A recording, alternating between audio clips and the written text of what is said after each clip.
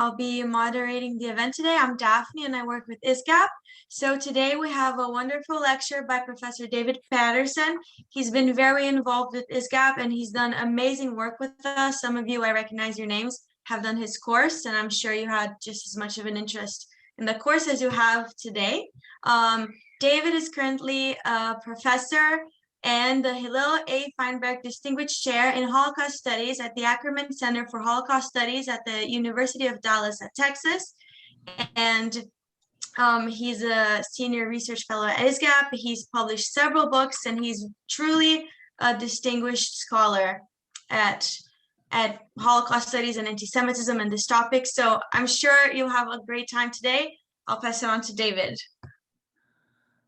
Thank you, Daphne, and welcome everyone. I have a presentation for you. Hopefully everyone can see this screen, yes?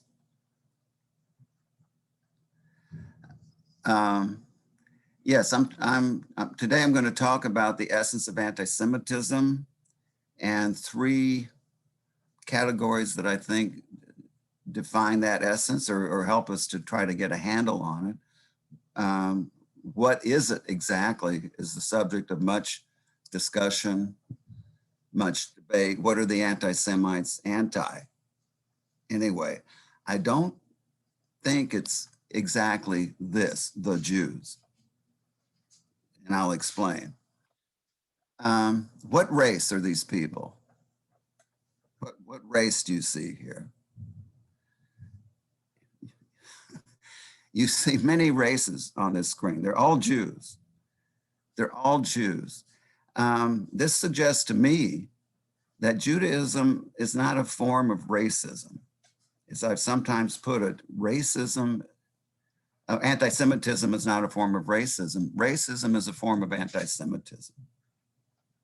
Okay, as one of the great philosophers of the last century, Emmanuel Levinas, says that anti-Semitism is hatred of the other human being. It's hatred of the sanctity, the infinite sanctity of the other human being and our infinite responsibility for the other human being, which is what the Jews attest to by their presence in the world. This is why, as Elie Wiesel famously said, what begins with the Jews doesn't end with the Jews, because it's not just about the Jews, it's about a fundamental first principle concerning the truth of the holiness of the other human. It's about theology, it's about philosophy, it's about metaphysics, it's about ideology. And this is why what you see on this screen is not exactly what the anti-Semite is anti, it's what you see here. It's the eternal Jew. It's the eternal Jew. No Jew looks like this, right? No human looks like this. This is an image of the invisible, of the recurring, of the ubiquitous that haunts humanity everywhere, all the time from the standpoint of the anti-Semite. So I'm going to discuss some of the history of anti-Semitism in order to get at some sense of what the essence is.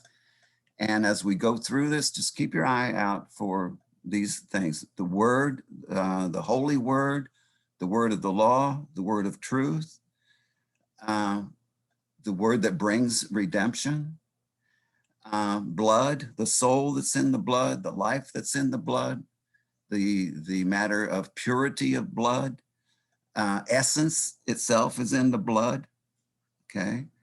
So you'll see blood as something consumed, something spilled. And of course, all of this turns on, as I suggested, redemption, salvation, entry into paradise, or the establishment of in heaven, or the establishment of a paradisical, a paradise on earth, utopia on earth. As far as theological category, where do you see the Jews being situated initially in a theological category? There were people in the pagan world, Democritus, Tacitus, for example, who had contempt for the Jews, but it was a cultural and ethnic problem for them. It wasn't a theological problem. And as soon as you have, in the early days of the advent of a new covenant, or even the discussion of it, you have the situation of the Jews in a theological category. The Jews and their word, their teaching, their text, their Torah. So you have Saint Ignatius of Antioch, who died in 108. This is just when the Gospels are starting to be put together. This is anticipating the church fathers, right? He's telling the Christians, do not follow the Jewish commandments found in the Torah. Don't follow the mitzvot. The commandments are connections, right? The mitzvah is a tzavta, is a way of connecting with God. It's not a rule that we follow, it's a connection that we make. He's saying, don't make that connection. There is a new covenant and a new connection on the horizon. And as we'll see, there'll be a new word looming. This opens up, this is a sequence of development. This opens up supersessionist thinking that the Jews are no longer viable, no longer legitimate. Their covenant is no longer in force. They have been replaced, superseded, displaced. Displacement theology is here. As Franklin Littell, famous Christian Protestant theologian, has said, the teaching of supersession already has a genocidal ring about it. And note the book. You will see in the images of the church fathers, almost always you'll see a book, the word, the new promise of redemption, the new path to redemption for those who are washed in the blood of the Lamb. So as the sequencing, we go into the 2nd and 3rd centuries. You have the emergence of Saints Tertullian, Justin Martyr, Origen, Cyprian, the emergence of the teaching of contempt. Tertullian is famous for this. He wrote a work called Adversus Judaeos, the contempt for the Jews, which evolves into the teaching that the Jews are deicides, the murderers of God. And this is already a major shift in placing the Jews in a theological category that has implications for our redemption, right? And of course, the next thing to come would be the demonization of the Jews. This is Saint Jerome, not just holding a book, but writing a book, translating the book, translating the Hebrew Bible and the Greek scriptures into Latin. I'm sure most of you who are here know more than one language, and you know therefore that translation is always interpretation. And if you translate a text with an eye toward a certain creed, it will affect, in all of us, it'll affect how we translate the text.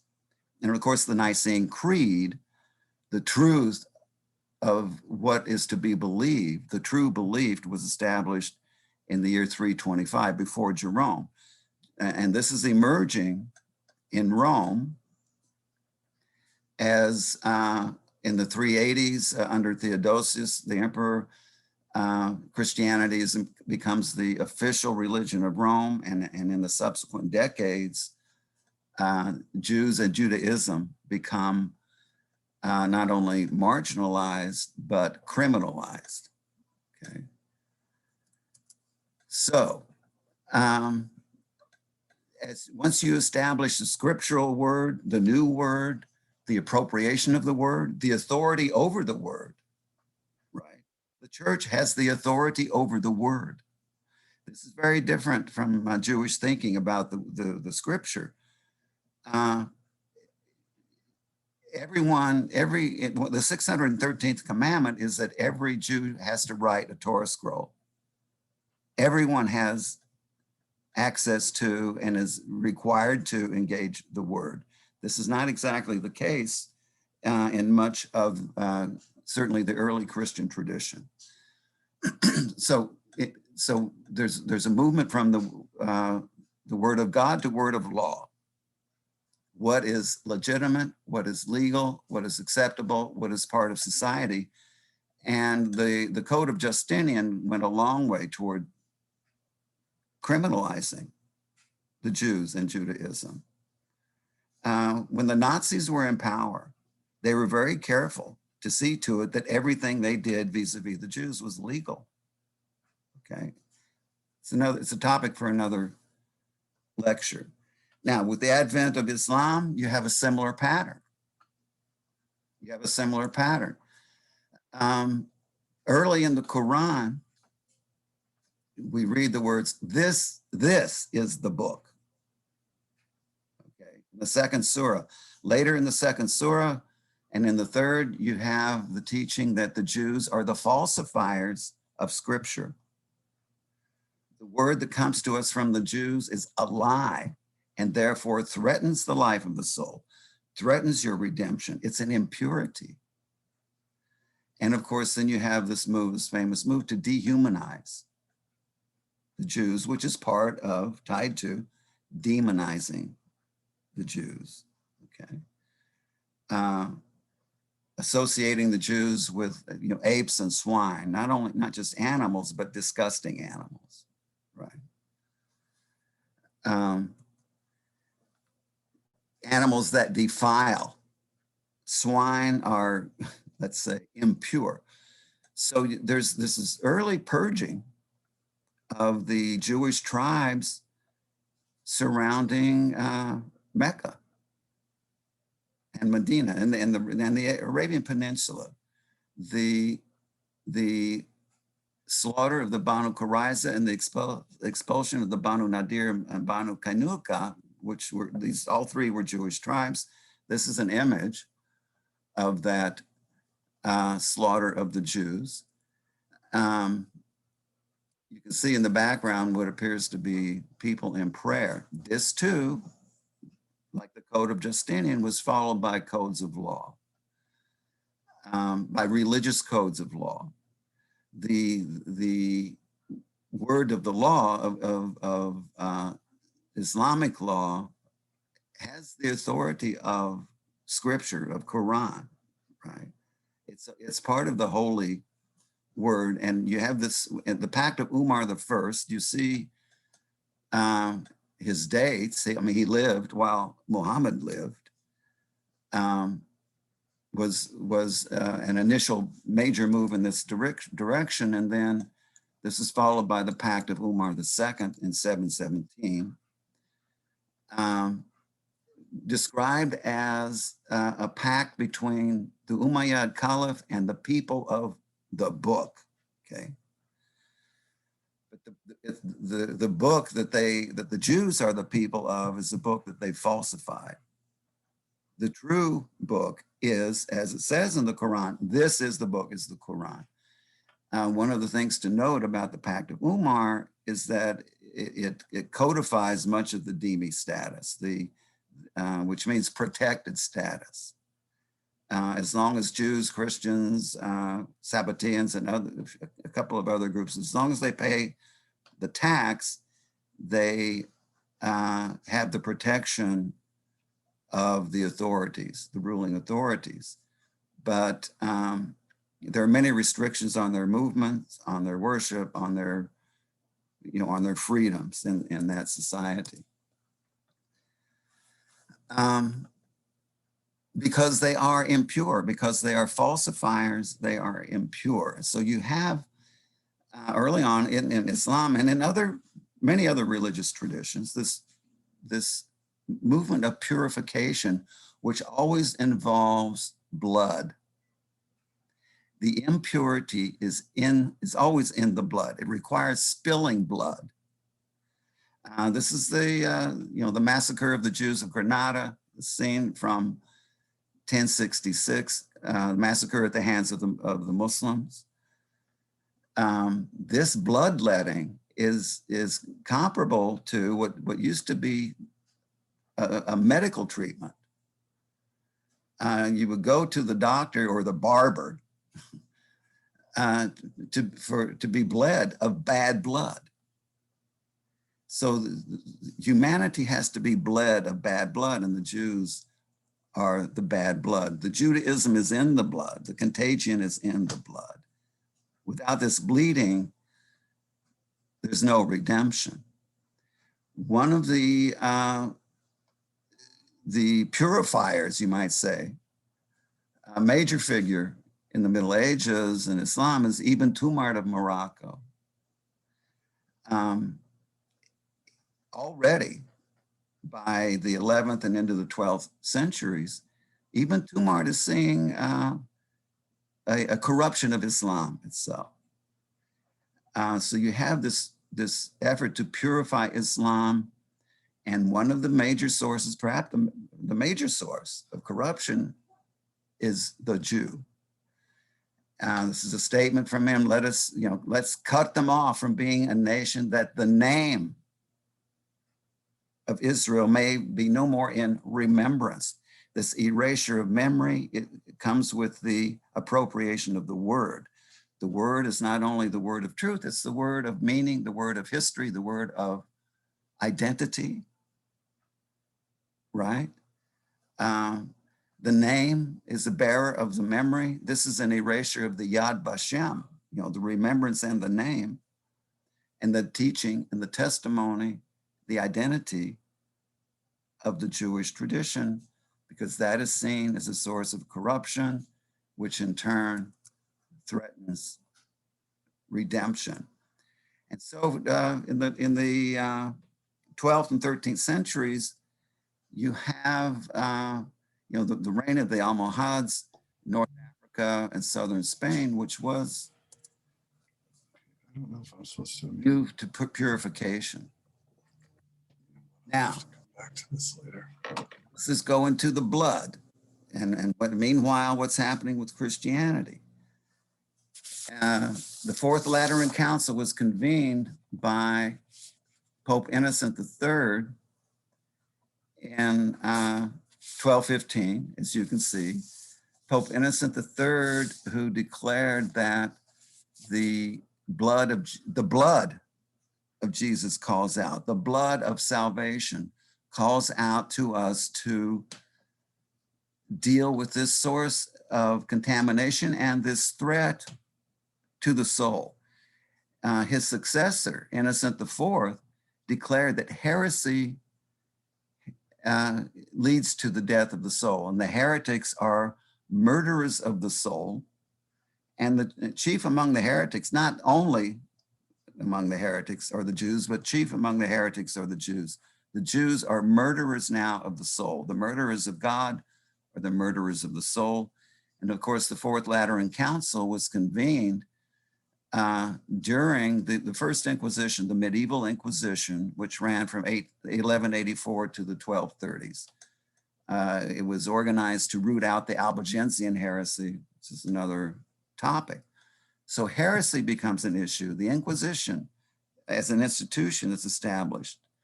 The Fourth Lateran Council required the Jews to be marked with the badge. It required the Jews to be isolated in their own areas, in their own living areas. They had to be quarantined, so to say, and they had to be identified so you could social distance from them, so to say. So you wouldn't catch the contagion of Judaism. What defines heresy is the creed. Heresy is not bad behavior, it's false belief. Redemption lies in what the word says we must believe, much more than how we must behave, although the two go together, of course. The two go together. But it is a creed-based notion of heresy. Correct belief. What threatens correct belief is not just the Jews, but Judaism. So we had the word has to be burned, has to be destroyed, and destroyed by fire, not just because fire completely destroys, but fire purifies. So the first major famous burning of the Talmud took place in 1242 under the auspices of Pope Gregory IX, who was alerted to the dangers of the Talmud by a Jewish convert to Christianity named Nicholas Donin, which again, it's another, these are all, each one of these slides has, 2 or 3 lectures that go with it. But recall the words of Heinrich Heine, the German Jewish poet: when you begin by burning books, you end by burning people. And sure enough, I mean, the Nazis are famous book burners. But you burn people, but first by demonizing them. So you begin to see these kinds of images of Jews in works of art. In the Middle Ages, people relied on their source of teaching very much on these visual images. Most people could not read and write. Okay, so you go to the artwork, you go to the stained glass windows, you see these images of Jews again. This is the eternal Jew, right? No one looks like these figures. The Jews are here demonized, delegitimized, dehumanized, which makes the requirement to eliminate them, something more easily carried out. You can't kill people as easily as you can kill devils, okay? Something other than human. Having realized, notice, it's not that all Jews are evil, but all evil is Jewish. So we have a religious duty, or later a moral obligation, to eliminate the Jews, which is something holy and pleasing to God and necessary to our redemption. With this renewed demonization, you have, the blood of Jesus crying out, as Pope Innocent III says in 1215. You have these images of a ritualized deicide that is tied to the blood libel. Not only would Christians kill Jewish children and drink their blood and use their blood for matzah, no, they would also steal the host, the body of Christ, and reenact the crucifixion by stabbing the body. This is a wafer from the Eucharist, right? And notice it bleeds. It bleeds. The blood spilled in ritual murder is the blood of the innocent lamb, so to say. You begin by burning books, you go to burning people. Very soon, there was a series of massacres at the end of the 13th century known as the Rindfleisch massacres. These massacres were sparked by the blood libel. Tens of thousands of Jews were burned to death as a way of purifying the contagion in your midst. Similarly, during the Black Death, there was burning of Jews to purify the body of believers, right? To purify the community, to purify creation. The Jew is a contagion. The contagion is in the blood. They are carriers of coronavirus. They are carriers of the Black Plague.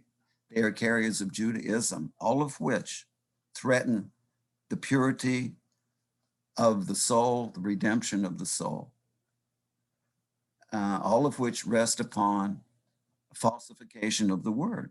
Okay. So the Jews are not only those who have wrong belief, they are those who will suck forth your soul like vampires. they become increasingly associated with Satan, with the devil. Of course, this goes back to the 4th century, this demonization, as you saw. The circle on the devil in this image is the Jew badge.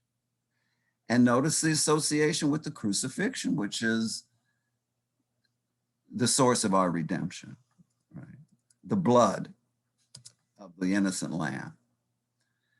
So Jews had to be expelled from our midst. They had to be driven out because they represent a spiritual contagion, which is the contagion of Judaism. Jews were expelled from just about every region in Europe at one time or another.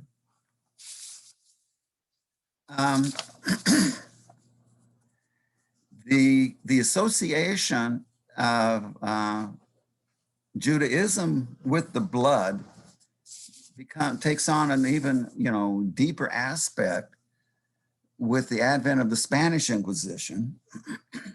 Like all of there were 4 major Inquisitions: the Medieval Inquisition, Spanish Inquisition, Portuguese Inquisition, and Roman Inquisition, which was in the 17th century, 18th. Spanish Inquisition was established to root out specifically the heresy of Judaism.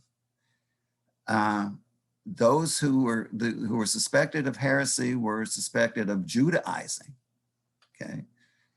And even if they converted, they remained suspect. Why? Because of this idea of limpieza de sangre, the purity of blood. Torquemada himself, as a matter of fact, came from a family of conversos in his background. But converting to Christianity in the time of the Spanish Inquisition was not enough to get you into the club, so to say. Conversos remained suspect because of this issue of blood. So that you can see how later this would become an issue under the Nazis. The inquisitors were not Nazis. Nazis are Nazis, okay? I don't compare Nazis to, these are Nazis, those are Nazis. These are not Nazis. But this idea that the Judaism is in the blood will prefigure some of the modern manifestations. And of course, the purification required is purification by fire. 99+% of the people burned at the stake for heresy under the Spanish Inquisition and Portuguese Inquisition were Jews.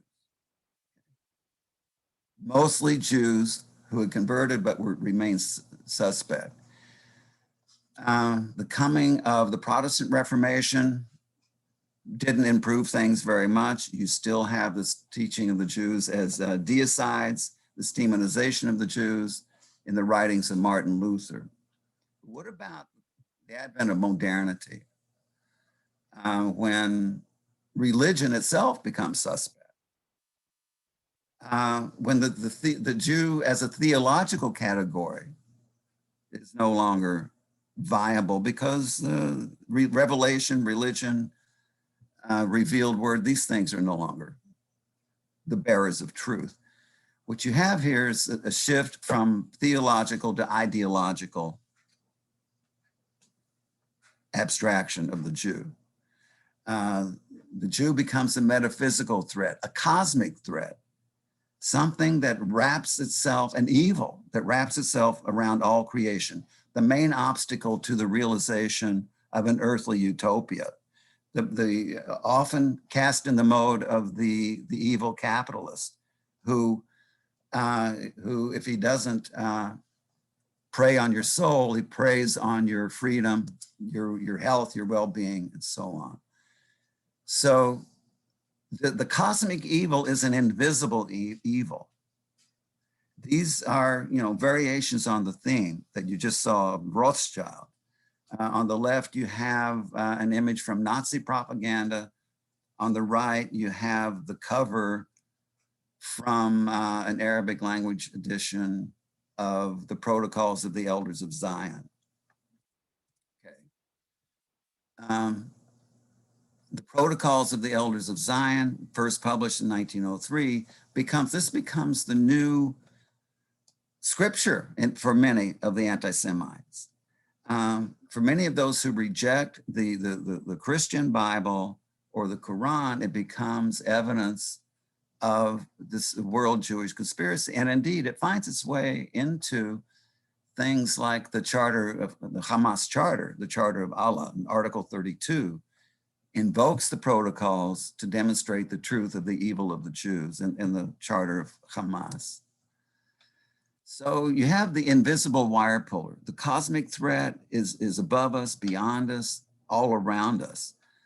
But you also have, along with this, this transcendent that goes beyond the world, beyond the cosmos, you have this inner that goes within. This is an image from Nazi propaganda.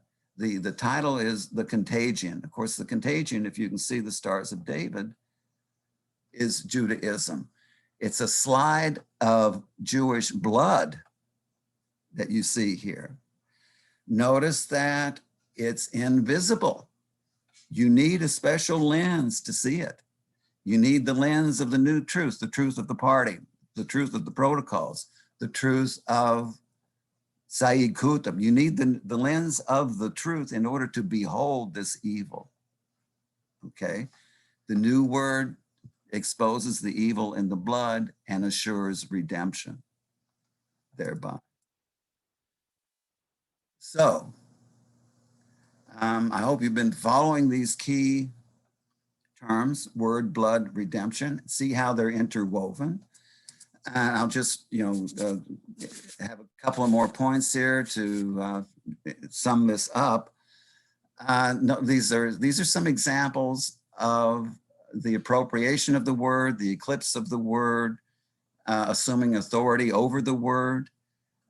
This is through, translation into a new holy language, such as the Vulgate of St. Jerome, the codes of law that define who a Jew is, what is legitimate, what is legal, what is illegitimate. The claim in the Quran that the Jews falsify the word. Luther's Bible. Luther did a translation of the Bible into German. And this is at a time, by the way, 16th, 17th centuries, when translations of the Bible were starting to emerge, but they were always extremely dangerous undertakings because they eluded the oversight of the church and the Latin Bible. I would argue modern biblical scholarship de-sanctifies the word, drains the word of its divine truth, to make the word, the Bible, I'm speaking of Hebrew scriptures, for example, into another quaint and curious volume of forgotten lore. The Nazis burned Bibles that were written in Hebrew. They didn't burn Bibles in German. Bibles in Hebrew were burned. I suggested protocols. I mentioned Hamas charter, Charter of Allah. The charter is the word of Allah, right? It's not the Charter of Hamas, it's the Charter of Allah. There are many examples of the blood libel coming, going over the centuries. In the upper left-hand corner, this is an image of from the 15th century of the blood libel. Upper right-hand corner is an image of blood libel from Der Stürmer, the Nazi propaganda rag. Lower left-hand corner, this is the cover. This is from the cover of the book by Mustafa Tlass, the former minister in Syria, a book called The Matzah of Zion, in which the official in Syria argues that, Jews kill Muslims, kill Christians, kill humans to make their matzah, And on the lower right, you have an image from a film, a dramatization, produced in Syria, broadcast by Hezbollah on Al-Manar on the blood libel, right? So yet the martyrdom of Simon of Trent took place, is one of the most famous. It continues to be celebrated. It took place in 1480, but lest you think it's behind us, this is a painting by Giovanni Gasparo of the martyrdom of Simon of Trent. And the painting was made last year. You can see Simon of Trent as in the cruciform position. You see the wound on his side. And of course, you see the embodiment of evil among those who are crucifying him. This blood libel spills over into other discourse. Omar Barghouti, the founder of the BDS, Boycott, Divest, Sanction, claims that Israelis go hunting for soldiers, children. Israeli soldiers go hunting for children every night, Palestinian children, of course. The Jews control the US. They are the invisible wire pullers. In order to purge our presence of this evil, this requires spilling of blood, dipping our hands in the blood, even consuming the blood of the Jew. So you have one of the videos, famous video by a homicide bomber, Adham Ahmad Abu Jandal, before he went on his mission, and he brags, we drink the blood of the Jews. The spilled blood of the Jews is the pathway to redemption. The one who spills the blood of the Jews, in this case, the Shaheed, guarantees a place not just for himself, but for his family in heaven. Now, what is the ground of redemption? It is belief. It is the creed, the Shahada, which is declaring your belief in Allah and his prophet, right? And there are times when redemption requires not only the assertion of belief, but requires the sword, requires spilling Jewish blood. During the Crusades, you have this claim that anyone who kills a Jew will have his sins forgiven. This came from priests, and I should point out quickly that there were bishops who said, no, that's not how redemption works. Nevertheless, you have this teaching. You have it from Haj Amin al-Husseini, that whoever kills a Jew, spills the blood of a Jew, is assured of redemption. Lest you wonder, what about when the atheists, how do they view it? You have the socialist and communist thinkers of the 19th century, Charles Fourier, Karl Marx, Alphonse Toussaint, Pierre-Joseph Proudhon. These were all people who wrote diatribes against the Jews, who associated the evil that they were trying to overcome with the Jews, and the Jews as the source of that evil. And of course, the new word is the word of the new ideology, the new ism. So, last slide. Word, blood, redemption. The power of the word, the truth of the word, which is enforced through power. The Ayatollah Khomeini said that all glory that has ever come to Islam and the spread of the truth of Islam has come through the sword. You have the purification of blood that drives much of the Nazi thinking. The Nazi project is to render the world Juden rein, purified of the Jews and Judaism.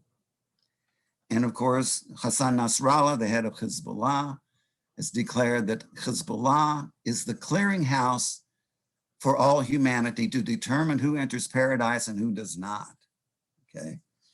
And the ones who threaten that authority are the Jews and Judaism. Thanks so much. I appreciate it. Thank you. Thank you so much, David. I see that Charles has had his hand up, so I'll pass it on to him and you can ask or comment. Okay, thank you. Oops. I'm getting a call on the computer. Sorry about that. David, thank you very much for your presentation. As always, it was insightful and rich with history and theology and philosophy and discourse. But I have a question. I just came from a meeting. I'm in Oxford now, Right.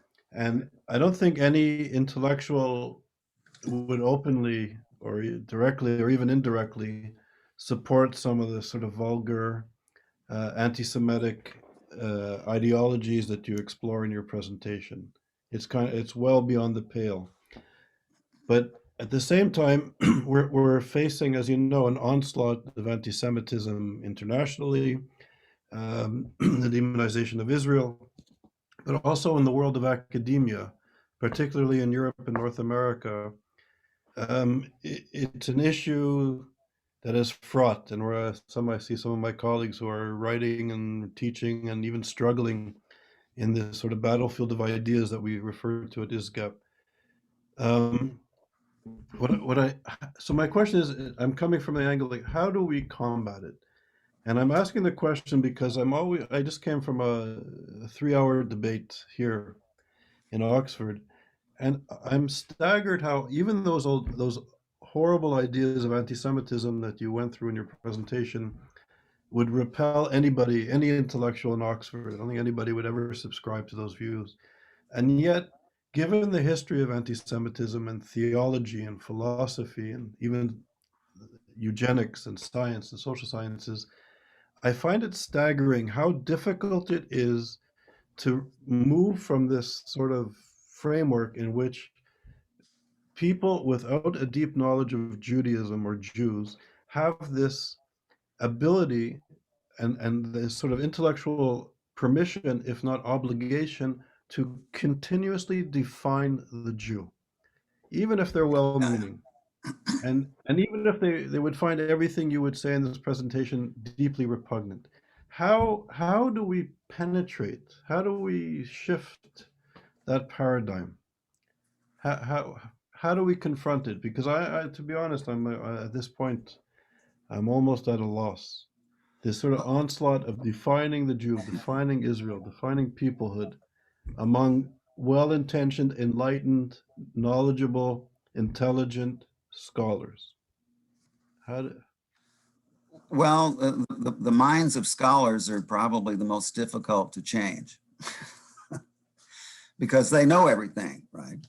But having said that, I think one way to appeal to those who are intellectually honest, and they exist, is to show the connections, to point out that these disgusting images and motifs, in fact, underlie what the fashionable forms of anti-Semitism around us today. And I did have one image of Barghouti, Umar Barghouti, right? And BDS, very fashionable, right, in academia, because it's in the name of justice, it's in the name of human rights. Israel is a violator of human rights. Israel's an apartheid state, but you see, if you can, it doesn't take much, at least in my mind, to show that this delegitimization of Israel parallels very tightly the demonization of the Jews, and ultimately justifies, if not supporting the Iranian nuclear project, but it justifies being silent about it, right? Which is an exterminationist project.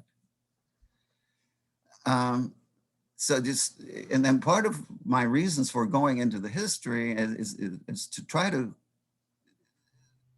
expose the connections, the motifs, the patterns, and to suggest that, like everything else, what we see that is fashionable and even morally required forms of anti-Semitism, anti-Zionism, it doesn't come out of nowhere, consciously or not. I mean, the images become part of a cultural memory, right? Exactly.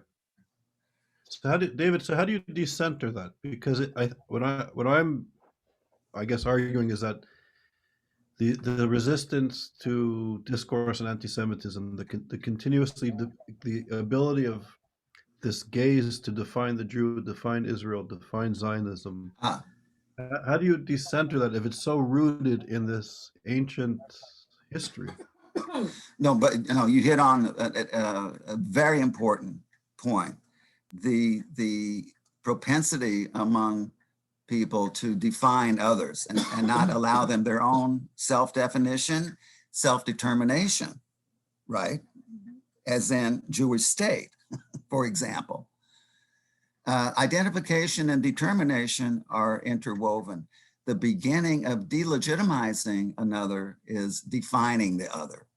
And that goes to the appropriation of the word, the name, the erasure of the name.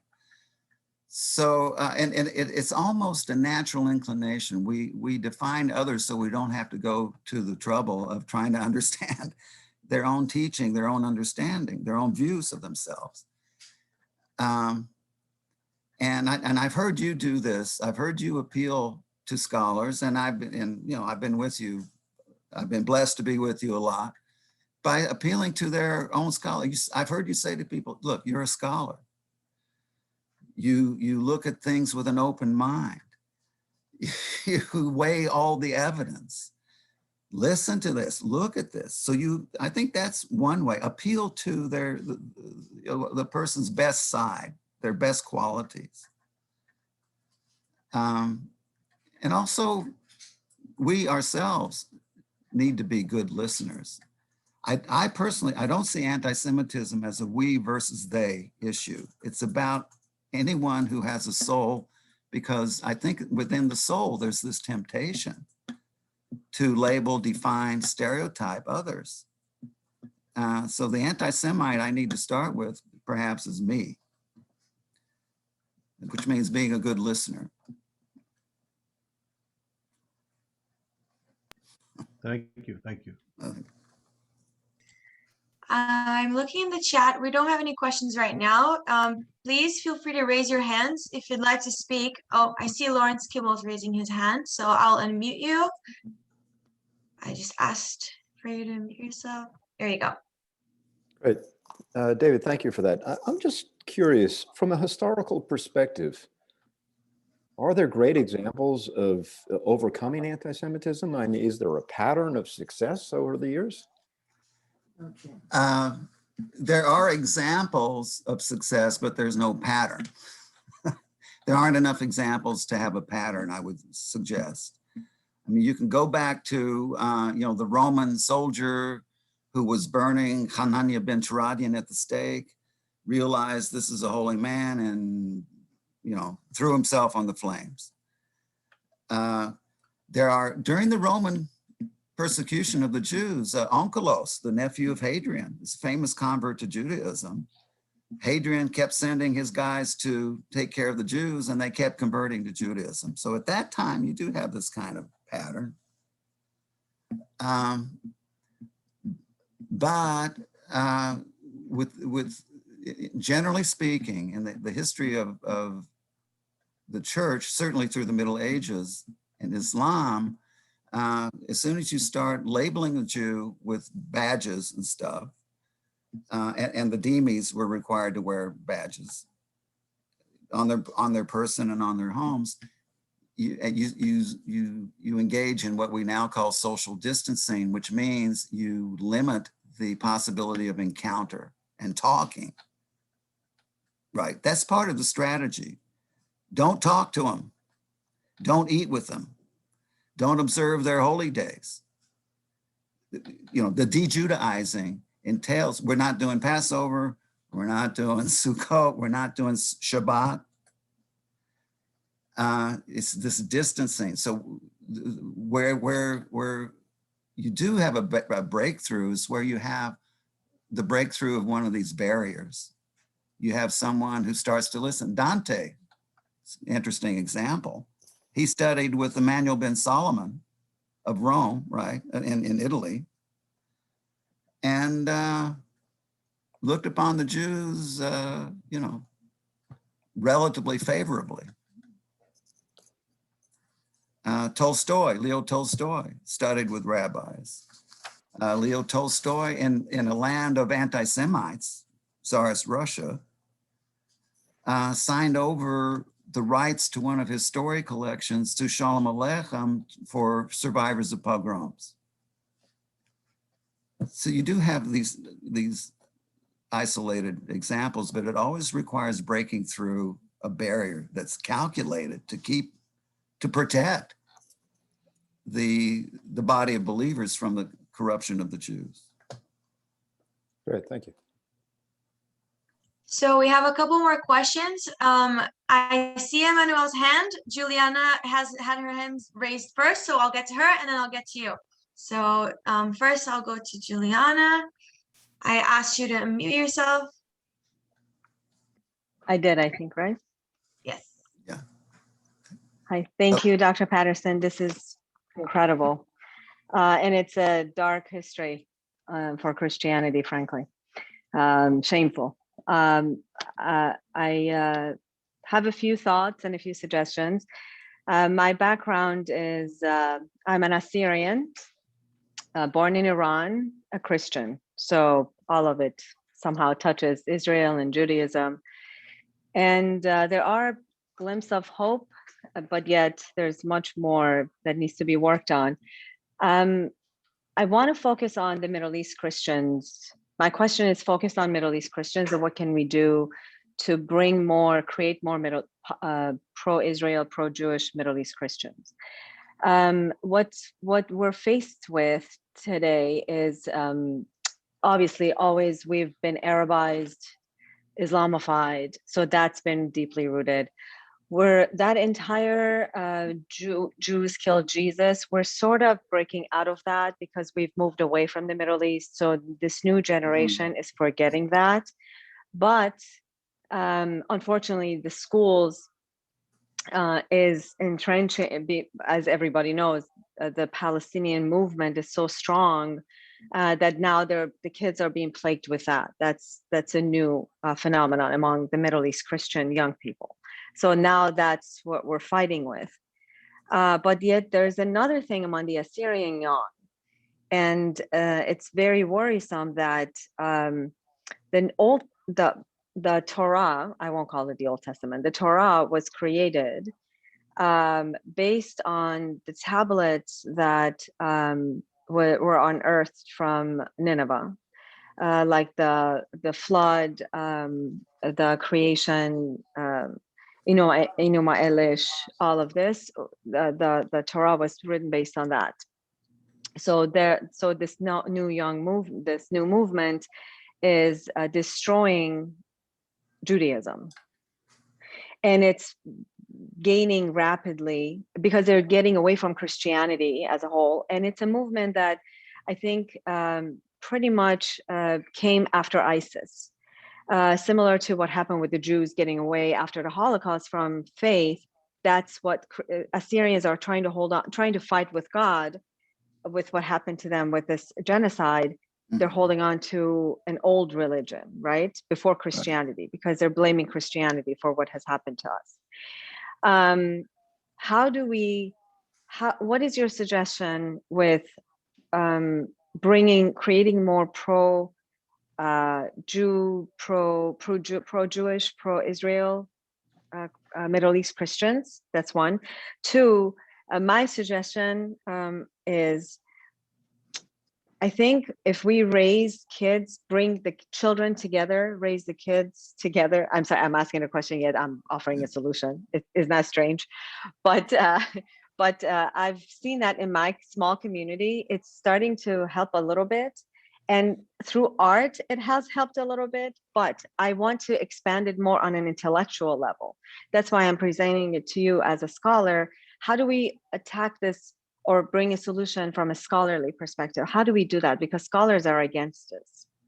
Thank you. Well, yes, excellent question. I think one fundamental way to reach out to Christians from the standpoint of learning and study is to reintroduce Jesus to them as a Jew.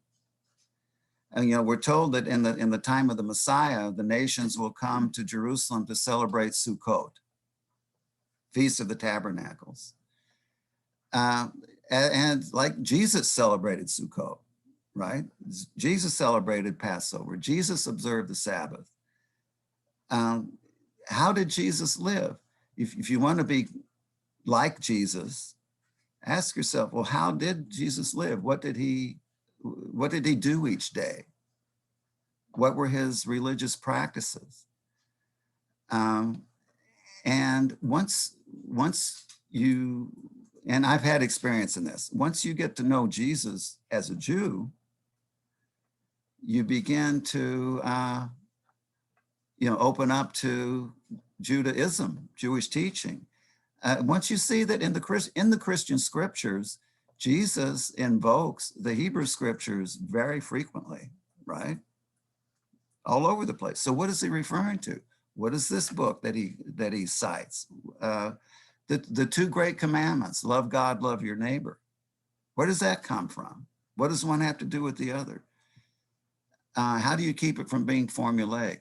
I would suggest, and I've written about this, looking at and seeing how the sermon, just the Sermon on the Mount, how it lines up with the Mishnah, and it lines up very tightly with the Mishnah, right? With the Jewish oral tradition that was later written down. So you do see among propaganda in the Middle East, you do see the Palestinians made into the crucified Christ in many images. I've seen images of this. But unless you can say, well, Jesus was not a Muslim, Jesus was not a Palestinian, Jesus was a Jew, you're not in a position to respond to that. But what does it mean to say Jesus was a Jew? And there have been many texts emerging in the last 25 to 30 years on the Jewish Jesus, right? Rabbi Jesus. And you can start from the premise that a Christian wants to know Jesus. And then you can say, well, okay, what does that entail? Let's get to know Jesus. Let's learn about him. Let's learn from him. So there's more to be said, for sure. Excellent question. David, it is 6. I don't know if you have time to answer a couple more questions or. I do. Yeah, I have Awesome. a little more time here. Awesome. So we have 2 more questions and then that'll be it for today. So first I'll unmute Emmanuel and then I'll get to David Fitchler. So Emmanuel, I just asked you to unmute. I did. Okay, thank you very much. Thank you, Charles, for ISGAP for the great lecture by you, David. Thank you very much. For me, I have lived in Germany for many years, making 30 films about the Holocaust, and I suffered personally anti-Semitism and oppression. And now I couldn't stand it anymore. I'm in Jerusalem now, but I'm planning to come to the States and trying to tackle the rise of anti-Semitism in the United States. I want to ask you, David, how do you see the rise of anti-Semitism in the US and the terror involved? Thank you. Well, anti-Semitism is on the rise everywhere, unfortunately. It waxes and wanes perennially. And it's on the rise from various directions in the US. You do have more and more people wearing T-shirts like you saw in DC, that 6 million were not enough. You do have the white supremacist versions of anti-Semitism here, but to my mind, that is certainly serious, has to be taken seriously. But in some ways, more dangerous is the fashionable and acceptable form of anti-Semitism, which is the delegitimization and demonization of Israel.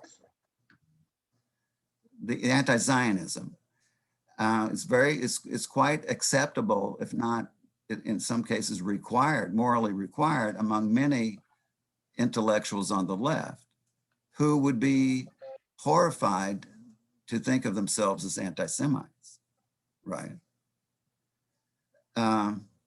I mean, as a friend of mine once said, on the right, the anti-Semites brag about being anti-Semites. On the left, they hide it, they deny it, which is, I mean, it's maybe too much of a generalization. So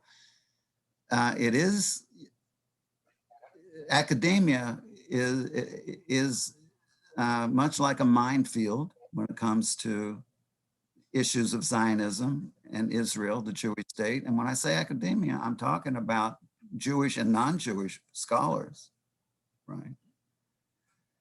Of course, Islamic jihadism, I would say in the world, is probably the most insidious, most dangerous form of anti-Semitism. Islamic jihadists are developing nuclear weapons to exterminate the Jews, unlike, you know, the right-wing extremists who would if they could, I'm sure.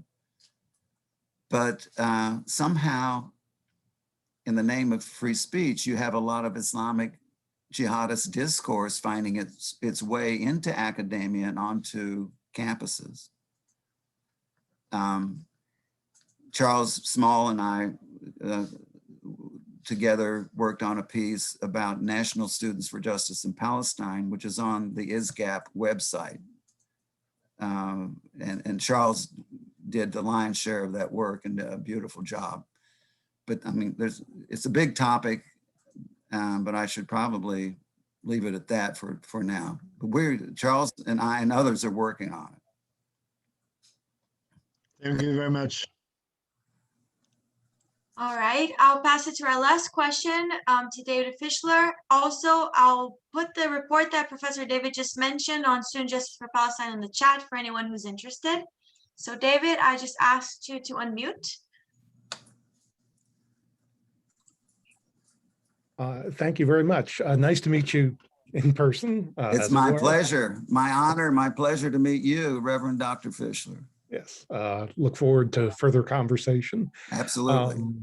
For this morning, I'd like to ask to what extent you think questions of power feed into anti-Semitism? To what extent, for instance, do political authorities use anti-Semitism to create an enemy for their population to focus on, rather than focusing on the shortcomings of the authorities themselves? Even in terms of the anti-Semitism of ordinary people, giving them an outlet for their need to feel superior or in some way lord it over others?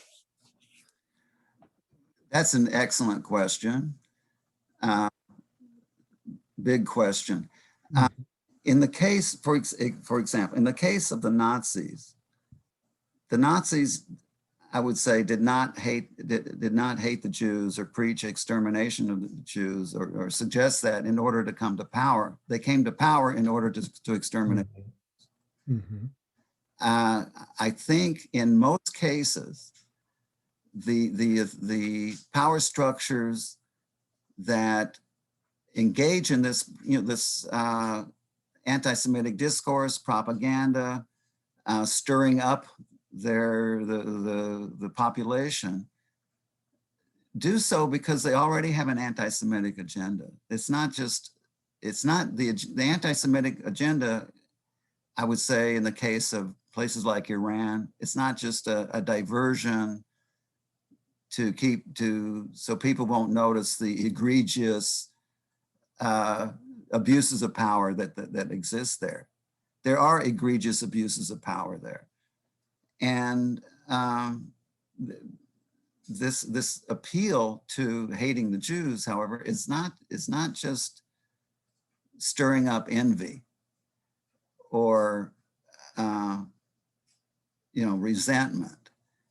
I think it goes to the association of Jews with the source of evil. As I've said, it's not that all Jews are evil, but all evil is Jewish.